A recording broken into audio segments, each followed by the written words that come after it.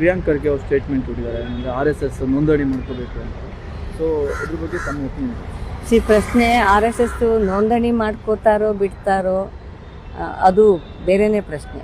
ಆದರೆ ಒಂದು 100 ವರ್ಷ ಅಂತ ಹೇಳ್ಕೋತಾ ಇರುವಂತಹ ಒಂದು ಸಂಸ್ಥೆ, ತಾನು ಸಾಂಸ್ಕೃತಿಕ ಸಂಸ್ಥೆ ಅಂತ ಹೇಳ್ಕೋತಾ ಕೋಟ್ಯಾಂತರ ರೂಪಾಯಿ ದೇಣಿಗೆಯನ್ನು ಸಂಗ್ರಹ ಮಾಡ್ತಾ, ಮತ್ತು ಆ ದೇಣಿಗೆಯನ್ನು ಸಂಗ್ರಹ ಮಾಡುವಾಗ ಅವರೇ ಹೇಳ್ಕೊಡುವ ಹಾಗೆ ಅವರ ಅಂಗಸಂಸ್ಥೆಗಳು ಯಾವುದೆಲ್ಲ ರಿಜಿಸ್ಟರ್ ಆಗಿದೆಯೋ ಅವ್ರ ಮೂಲಕ ಮಾಡ್ಕೋತಾರೆ, ಅದರ ಹೆಸರಿನಲ್ಲಿ ಅಸೆಟ್ ಮಾಡ್ಕೋತಾರೆ ಅನ್ನೋ ಜಗತ್ತಿಗೆ ಗೊತ್ತಿರೋ ಅಂಥದ್ದು.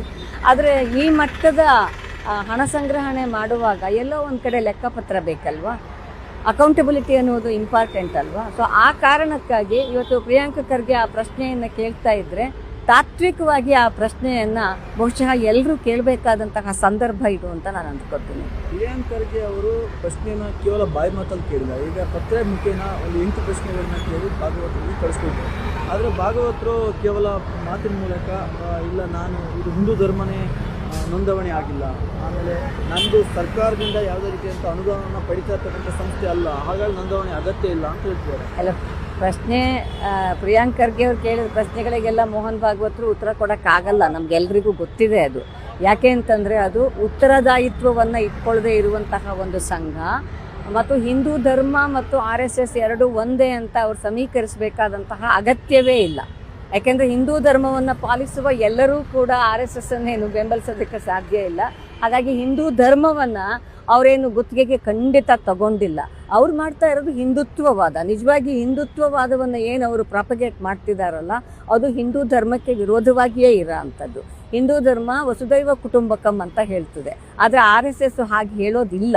ಹಾಗಾಗಿ ಪ್ರಿಯಾಂಕ್ ಖರ್ಗೆ ಕೇಳಿದ ಪ್ರಶ್ನೆಗಳಿಗೆ ಮೋಹನ್ ಭಾಗವತ್ರ ಹತ್ರ ಉತ್ತರ ಇರೋಕ್ಕೆ ಸಾಧ್ಯ ಇಲ್ಲ. ಹಾಗಾಗಿ ಉತ್ತರ ಕೊಡಲ್ಲ, ಅವರು ಅದನ್ನು ಮಾತು ಮರೆಸ್ತಾರೆ ಅಷ್ಟೇ. ಸರ್ಕಾರದಿಂದ ಯಾವುದೇ ಧನ ಸಹಾಯ ಪಡಿತಾ ಇಲ್ಲ ಅಂತೇಳಿ ಮೋಹನ್ ಭಾಗವತ್ ಅಲ್ಲ, ಪ್ರಶ್ನೆ ಅದಿರ್ಬೋದು. ಅದಕ್ಕೆ ನಾನು ಹೇಳ್ತಾ ಇರೋದು, ಹಲವಾರು ಅಂಗಸಂಸ್ಥೆಗಳನ್ನ ಹುಟ್ಟಾಕೊಂಡು ಅದರ ಮೂಲಕ ತನಗೆ ಬೇಕಾದಂತಹ ಎಲ್ಲವನ್ನು ಪಡ್ಕೋತಾರೆ, ಆಸ್ತಿ ಮತ್ತು ಸಕಲ ವೈಭೋಗಗಳನ್ನು ಪಡ್ಕೋತಾರೆ ಅಂತ ಹೇಳಿದ್ರೆ ಏನು ತಪ್ಪಿಲ್ಲ ಅಂತ ಅಂದ್ಕೋತೀನಿ. ಅಂಥದ್ದನ್ನು ಅವರು ಮಾಡ್ಕೋತಾರೆ. ಮತ್ತು ಅದು ಅವ್ರದ್ದು ಒಂದು ಚಾಲಾಕಿತನ. ತಾನು ರಿಜಿಸ್ಟರ್ ಆಗದೇನೆ ಕೋಟ್ಯಾಂತರ ರೂಪಾಯಿ, ಈಗ ಹಲವಾರು ವಿಡಿಯೋಗಳನ್ನು ನಾನು ನೋಡ್ತಾ ಇದ್ದೆ, ವಿದೇಶದಿಂದ ಬರ್ತಾ ಇದೆ ಹಣ, ವಿದೇಶದಿಂದ ದೇಣಿಗೆ ಬರ್ತಾ ಇದೆ ಅಂತಂದರೆ FRCS ಕಾಯ್ದೆ ಅವರಿಗೆ ಯಾಕೆ ಅನ್ವಯ ಆಗಬಾರ್ದು? ವಿದೇಶದಿಂದ ಯಾರಿಗೆ ಧನ ಬಂದರೂ ಕೂಡ ಅದು FRCS ಕಾಯ್ದೆ ಅನ್ವಯ ಆಗಲೇಬೇಕಲ್ಲ. ಸೊ ಹಾಗಾಗಿ ಮೂಲಭೂತ ಪ್ರಶ್ನೆಗಳನ್ನು ಪಕ್ಕಕ್ಕೆ ತಳ್ಳಿ ಜನರನ್ನು ಭಾವನಾತ್ಮಕವಾಗಿ ಸೆಳೆಯುವಂತಹ ಕೆಲಸವನ್ನು ತನ್ನ ಹುಟ್ಟಿನಿಂದನೂ ಮಾಡ್ತಾ ಇದ್ದ RSS ಈಗಲೂ ಮಾಡ್ತಾ ಇದೆ. ಮೋಹನ್ ಭಾಗವತರು ಅದನ್ನು ಮುಂದುವರಿಸ್ತಾ ಇದ್ದಾರೆ. ಒಂದು ಸಂಸ್ಥೆ ಸಾರ್ವಜನಿಕ ವಲಯದಲ್ಲಿ ಕೆಲಸ ಮಾಡಬೇಕು ಅಂದರೆ ನೋಂದಣಿ ಕಡ್ಡಾಯ ಅಲ್ಲ, ನೋಂದಣಿ ಕಡ್ಡಾಯ ಅಂತ ನಾನು ಹೇಳಲ್ಲ. ಆದರೆ ನೀವು ಸಾವಿರಾರು ಕೋಟಿ ಲಕ್ಷಾಂತರ ಕೋಟಿ ಹಣ ಇಟ್ಕೊಂಡಾಗ ಅಕೌಂಟಬಿಲಿಟಿಯ ಪ್ರಶ್ನೆ ಇದೆಯಲ್ಲ. ಇವತ್ತು ಪ್ರಿಯಾಂಕ್ ಖರ್ಗೆ ಕೇಳ್ತಾ ಇರೋದು, ನಾನು ನೋಂದಣಿ ಕಡ್ಡಾಯ ಅಂತ ನಾನು ಖಂಡಿತ ಹೇಳಲ್ಲ. ಈಗ ಸಾಮಾಜಿಕ ಇದರಲ್ಲಿ ಕೆಲಸ ಮಾಡ್ತಾ ಇರುವಂತಹ ಬೇಕಾದಷ್ಟು ಸಂಘ ಸಂಸ್ಥೆಗಳು ನೋಂದಣಿ ಆಗಿಲ್ಲದೆ ಇರಬಹುದು. ಆದರೆ ಇವತ್ತು ನಿಮ್ಮ ಉತ್ತರದಾಯಿತ್ವ ಎಲ್ಲಿದೆ? ಈಗ ಎಲ್ಲ ಸಂಘಟನೆಗಳು ಕೂಡ ಒಂದು ಪ್ಯಾನ್ ಕಾರ್ಡ್ ಇಟ್ಕೋಬೇಕಲ್ವಾ? ಆ ಪ್ಯಾನ್ ಕಾರ್ಡು ಅಂತಂದ್ರೆ ಎಲ್ಲೋ ಒಂದು ಕಡೆ ನೀವು ಇನ್ಕಮ್ ಟ್ಯಾಕ್ಸಿನ ಲೆನ್ಸ್ ಒಳಗಡೆ ಬರ್ತೀರಿ ಅಲ್ವಾ? ಸೊ ಅಂತಹ ಉತ್ತರದಾಯಿತ್ವ, ಅಕೌಂಟಬಿಲಿಟಿ ನಿಮ್ಗೆ ಎಲ್ಲಿದೆ ಅಂತ ಅನ್ನೋದನ್ನ ಅವ್ರು ಉತ್ತರ ಕೊಡಬೇಕಲ್ಲ. ಪ್ರಿಯಾಂಕಾ ಖರ್ಗೆ ಅವರು ಕೇಳಬೇಕಾದಂಥವ್ರಿಗೆ ಕೇಳಲಿಲ್ಲ. ಇವತ್ತು ಮಲ್ಲಿಕಾರ್ಜುನ್ ಖರ್ಗೆ ಅವರ ಪುತ್ರ ವ್ಯಾಮೋಹದಲ್ಲಿ ಕರ್ನಾಟಕ ರಾಜ್ಯದಲ್ಲಿ ಸೇವೆ ಮಾಡೋದಕ್ಕೆ ಒಂದು ಒಳ್ಳೆ ಸಚಿವ ಸ್ಥಾನ ಸಿಕ್ಕಿದೆ. ನಾನು ಅವ್ರಿಗೊಂದು ಕಿವಿ ಮಾತು ಹೇಳ್ತೀನಿ, ಒಳ್ಳೆ ಸಚಿವ ಸ್ಥಾನ ಸಿಕ್ಕಿದೆ. ಸಚಿವಾಲಯದಲ್ಲಿ ಸಾಕಷ್ಟು ಬದಲಾವಣೆ ಅವಶ್ಯಕತೆ ಇದೆ. ಸಚಿವಾಲಯದಲ್ಲಿ ಮಾಡಿ. RSS ಅವ್ರಿಗೆ ನೀವು ಕೇಳಿದ್ದೀರಾ, RSSನ ಸಂಪೂರ್ಣ ಹೆಸರಲ್ಲೇ ರಾಷ್ಟ್ರೀಯ ಸ್ವಯಂ ಸೇವಕ ಸಂಘ ಅಂತಿದೆ. ಇವತ್ತಿನ ಸರಸಂಘ ಚಾಲಕರಾದಂಥ ಮೋಹನ್ ಭಾಗವತ್ಜಿಯವರು ಸ್ಪಷ್ಟವಾಗಿ ಹೇಳಿದ್ದಾರೆ, ಇದೊಂದು ರಾಜಕೀಯ ಗಿಮ್ಮಿಕ್ ಅಷ್ಟೇ ಅಂತೇಳಿ. ನಾನು ಖರ್ಗೆ ಸಾಹೇಬರಿಗೆ ಇನ್ನೊಂದು ಮಾತನ್ನು ಕೇಳೋಕ್ಕೆ ಇಷ್ಟಪಡ್ತೀನಿ. ಇವತ್ತು ದೇಶಕ್ಕೆ ಸಂವಿಧಾನವನ್ನು ಕೊಟ್ಟಂಥ ಶ್ರೀ ಅಂಬೇಡ್ಕರ್ ಅವರನ್ನು ನವದೆಹಲಿಯಲ್ಲಿ ಸಮಾಧಿ ಮಾಡೋದಕ್ಕೆ ಸ್ಥಳವನ್ನೇ ನೀಡಿದಂಥ ಗಾಂಧಿ ಕುಟುಂಬಕ್ಕೆ ಮೊದಲು ಪತ್ರ ಬರೀರಿ. ಯಾಕೆ ಅಂಬೇಡ್ಕರ್ ಅವರಿಗೆ ನವದೆಹಲಿಯಲ್ಲಿ ರಾಷ್ಟ್ರೀಯ ನಾಯಕರಿಗೆ ಸಂವಿಧಾನ ರಚಿಸಿದಂಥ ಶ್ರೀ ಅಂಬೇಡ್ಕರ್ ಅವರಿಗೆ ನೀವು ಜಾಗವನ್ನು ನೀಡಲಿಲ್ಲ, ಇದಕ್ಕೆ ಕಾರಣ ಕೊಡಿ ಅಂತೇಳಿ ಫಸ್ಟು ಗಾಂಧಿ ಕುಟುಂಬದನ್ನು ಪ್ರಶ್ನೆ ಮಾಡುವಂಥ ಕೆಲಸವನ್ನು ಖರ್ಗೆ ಅವರು ಮಾಡಲಿ ಅಂತೇಳಿ ಅವ್ರ ಹತ್ರ ವಿನಂತಿ. RSS ಯಾಕೆ ನೋಂದಣಿ ಮಾಡ್ಕೋಬಾರ್ದು ಸರ್? ಈಗ ಅವ್ರ ಪ್ರಶ್ನೆ ಕೇಳಿದ್ದಾರೆ, ಈಗ ನೋಂದಣಿ ಮಾಡಿಕೊಂಡು ಕಾನೂನಿನ ಅಡಿಯಲ್ಲೇ ಕೆಲಸ ಮಾಡ್ಬೋದಲ್ವ? ರಾಷ್ಟ್ರೀಯ ಸ್ವಯಂ ಸೇವಕ ಸಂಘ ಇವತ್ತು ಸಾಮಾಜಿಕವಾಗಿ ಕೆಲಸ ಮಾಡ್ತಿದೆ. ಅಂದರೆ ಜನರೊಂದಿಗೆ, ಜನರ ಜೊತೆಗೆ, ಜನರ ಪರವಾಗಿ ಮತ್ತು ಒಂದು ಸಾಮಾಜಿಕ ಜವಾಬ್ದಾರಿಯನ್ನು ನಿರ್ವಹಣೆ ಮಾಡುವಂಥದ್ದು ಮತ್ತು ದೇಶದ ಬಗ್ಗೆ ಭಕ್ತಿಯನ್ನು ಮೂಡಿಸುವಂಥ ಕೆಲಸವನ್ನು ಮಾಡ್ತಿದೆ.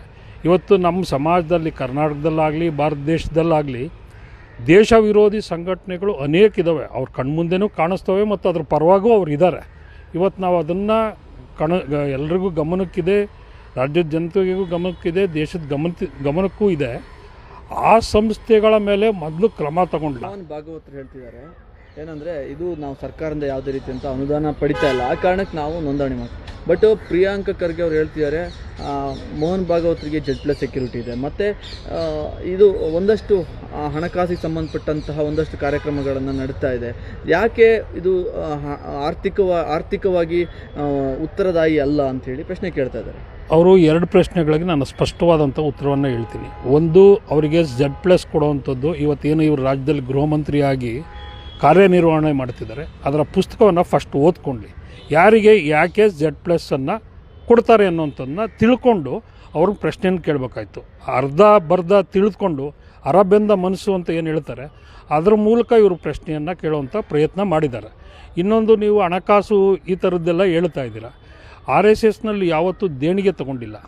ದೇಣಿಗೆ ತಗೊಂಡಿರೋದಿದ್ದರೆ ಅವರು ಆದಾಯ ತೆರಿಗೆ ಇಲಾಖೆಗೆ ಕೊಡೋದಕ್ಕೆ ಎಲ್ಲ ರೀತಿಯ ಅವಕಾಶಗಳಿದ್ದಾವೆ, ಅಥವಾ ಅದರ ಅಡಿಯಲ್ಲಿ ಏನು ಆದಾಯ ಮತ್ತು ಹಣ ಸಂಗ್ರಹದ ಅಡಿಯಲ್ಲಿ ಬರುವಂಥ ಏನು ದೇಶದಲ್ಲಿ ಕಾನೂನುಗಳಿದ್ದಾವೆ, ಆ ಕಾನೂನು ಅಡಿಯಲ್ಲಿ ಇವರು ಪ್ರಶ್ನೆ ಮಾಡಲಿ. ಶಾಖೆಗಳ ಮೂಲಕ ಅನೇಕ ಕಾರ್ಯಕ್ರಮಗಳನ್ನ ಮಾಡ್ತಾ ಇದ್ದಾರೆ, ಅದಕ್ಕೆಲ್ಲ ಹಣ ಎಲ್ಲಿಂದ ಬರುತ್ತೆ ಅಂತಲೂ ಪ್ರಶ್ನೆ ಕೇಳಿದ್ದಾರೆ.